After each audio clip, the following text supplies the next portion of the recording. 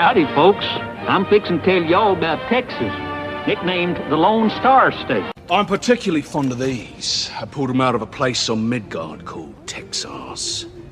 Don't mess with Texas? That's the message. I'm Walker, and I'm Texas Ranger. I mean, anything for Salinas.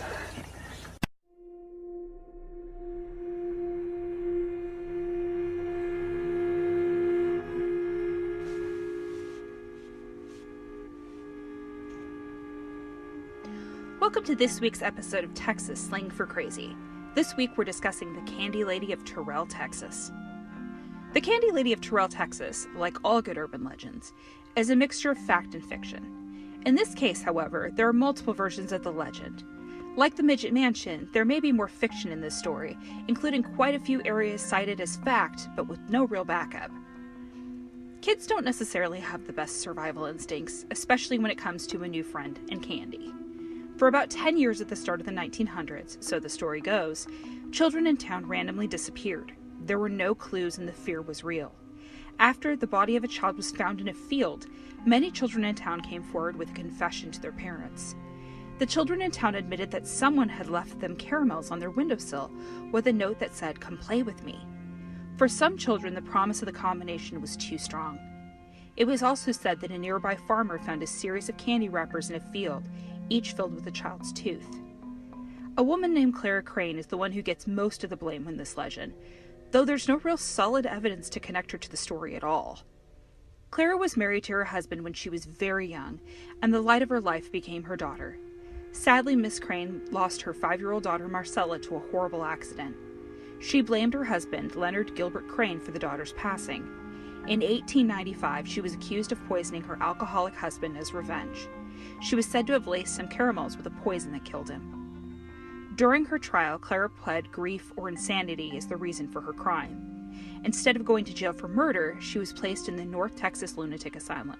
This is now known as the Terrell State Hospital. Clara supposedly kept a doll she made from torn bed sheets, to which she sung lullabies and spoke to it like it was a real child. Some claim she called the doll Marcella after her dead daughter.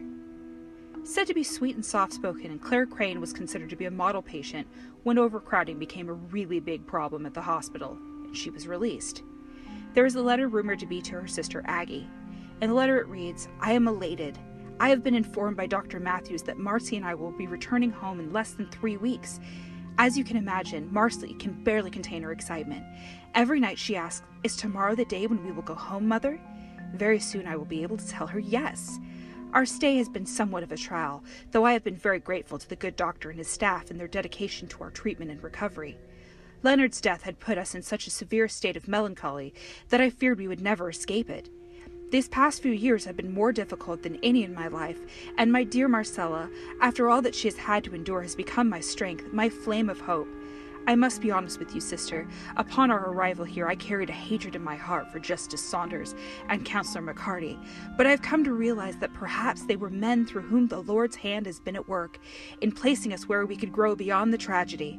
Though I did not know it at the time, those days are being my dark memory." So this letter would sound fairly normal, except for the fact that Marcy is a doll of a dead child.